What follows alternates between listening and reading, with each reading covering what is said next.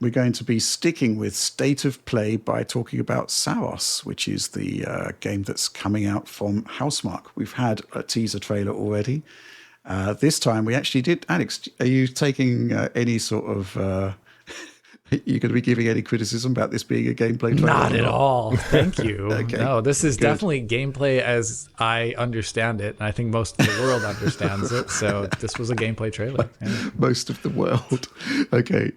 Why don't you take it away then? Talk to us about Saros. I mean, fundamentally, it is Unreal Engine 5, I think, because Housemarque have moved on to that. But they did, to be fair to them, bring their technological flair to the engine with Returnal, and I'm expecting the same here. But what do you think? Yeah, this one's interesting to look at because it is mooted as Unreal Engine 5. I think like after the fact, I don't think that was played a big part of the discussion in the trailer itself. No, I wouldn't say so. But when you look through it for hallmarks of Unreal Engine 5 technologies, I don't actually think you come across them so easily. Part of that is due to the darkness in the environmental art, making it hard to make decisions, like from my perspective, like whether this is the thing we're seeing on screen. But also because Housemarque in the past, actually in their usage of Unreal Engine 4 specifically, have done a lot of stuff that is completely and utterly custom, like the lighting in Returnal was not at all the bog standard stuff you'd find in Unreal Engine 4, because the game required real-time lighting of the areas because it was constantly rearranging the map in front of you. Stuff that Unreal Engine 4 specifically wasn't at all designed around. So here it wouldn't surprise me actually if this is just me saying things that I don't have a great basis in based upon the trailer ahead of us, but it wouldn't surprise me if this is a version of Unreal Engine 5, kind of like the finals or Arc Raiders is going to be a version of Unreal Engine 5 where, yes, it does use that engine, but a lot of the stuff that's driving like shadows, lighting, or even just the physics of the game, etc., the particle systems, they may be completely different than actually the stuff that you find in base Unreal Engine 5. So it'll be using the engine, but it's so heavily customized in a lot of areas that it stops resembling it in key points. The trailer, I thought looked excellent. This was really good. I really did enjoy the fact that it was like a free camera moving around, showing you how stuff works. It is 100% a sequel in everything but name to Returnal. The gameplay systems here are all that like bullet heli, third person combat, but with a lot, I think there's more tools this time around. There's still like a dash, which seems to give you like invincibility. But there's also some sort of active shield mechanic, which allows you to power up by absorbing enemy shots and whatnot. And they did kind of like the original trailer for this game, emphasize the fact that there's going to be greater progressions between death, because you did lose a lot of all of everything you built up in between your runs in Returnal, and that made the game a lot harder and I think a lot more frustrating to most people.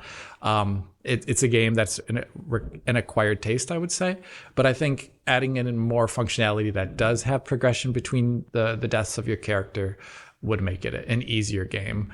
I did like the way this looked visually, but at the same time, they did say it's running on base PS5, so I'm curious to see what like other versions of the game look like, if this is the base version.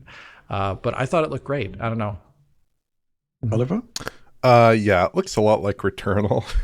It's similar in some ways, like all the crazy particles and the crazy boss with all like the skulls or rocks floating around her towards the end there. That was cool looking, by the way. Yeah, that feels very like crazy in Returnal, and like I don't really see that every day in games, except for like, like the Astrobot and whatnot that does some crazy things with physics as well. But this time it's built using Unreal Engine 5, but like Alex, I did not really note any specific UE5 technologies necessarily.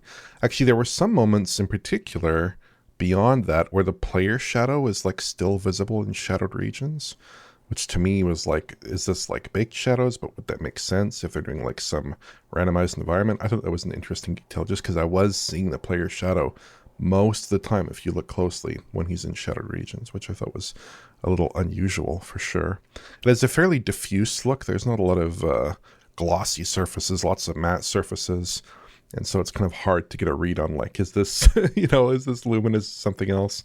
And in the cases where they do have glossy surfaces, they're like very, the reflection detail is mostly in screen space. There's nothing really that you can observe there. But the one development here that I think a lot of players are going to welcome is that it is a 60 FPS title on PlayStation 5. Given their pedigree, I don't think there was any doubt about that. Image quality isn't amazing. I think, Alex, did you have some pixel counts around 1080p there? For this stuff? Yeah, I counted a number of shots. Some of the edges were round, so it was hard to actually see, because there is straight geometry in this environment here that allows for good pixel counting, but some less good.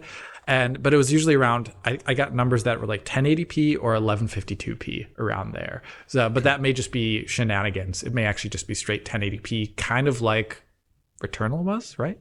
Yeah, although I would hope they wouldn't do that weird thing where they were like doing a TAAU and then a checkerboard or something like that. And who knows?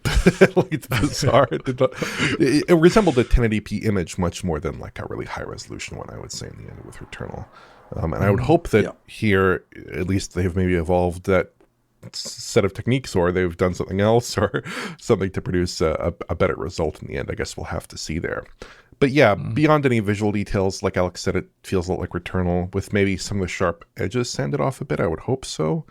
If just because, for me, Returnal was a very tough game. And here, if they give you, their tagline for this title is, come back stronger. So if they're giving you these permanent upgrades, this large set of permanent upgrades, and they're giving you maybe a more directed experience with like a larger cast of characters and a game that's ultimately a little bit less hostile and feeding you more elements of progression, whether that's narrative progression, whether that's gameplay progression, player progression, I think that's probably a good thing. And maybe also not resetting your progress to the halfway point when you die, which is pretty intense in Returnal. But yeah, I hope they do... I hope they achieve some success with this game, because I did think Returnal was entertaining and it was a good game. It was also a little bit tough and perhaps challenging in some ways that, at least to me, were not as appealing. So maybe they can achieve a little bit of a wider kind of appeal with this game, I would hope. Mm-hmm. Yeah, I mean, what do I think of this? I mean, first of all, I just think it's fantastic that a first-party publisher is making games like this, investing in games like this, because obviously Sony's attracted a lot of criticism for the nature of its first-party exclusives. And was it, Alex, that the phrase you like, sad dads? Yeah, I mean, well, it's not super descriptive, but yeah, I do like the phrase sad dads. Yeah. But ultimately, it's a fantastic-looking game, and you had a showcase here that just... goes to town on gameplay mechanics and basically saying, hey, this is really cool, check this out, which I think is really, really fantastic. Almost a shame that it's old school to be saying that, but here it is. I mean, it's just a game that looks fantastic. You just watch it and you think, I'm going to have a lot of fun with this. If they have managed to make the game a bit more forgiving for newcomers, then that's fantastic.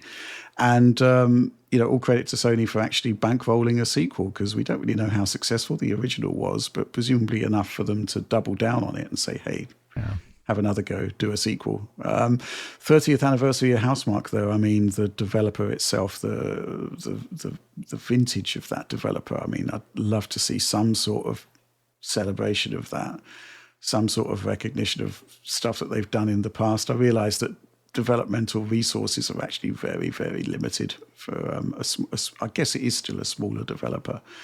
But man, I'd love to see some sort of PlayStation 5 upgrade for Resogun, for example.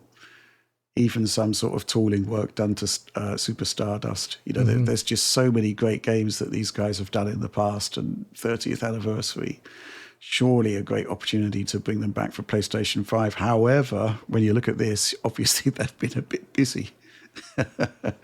But yeah, looks great. Looking forward to it. We have a release date as well, so it's going to be coming in 2026, but I think it's March. Yeah, March 20th. Yeah. So not so long to wait for this one, and also very interested to see what they're going to be doing with the professional version of this, bearing in mind some of the enhancements they did for the PC version of Returnal. Right.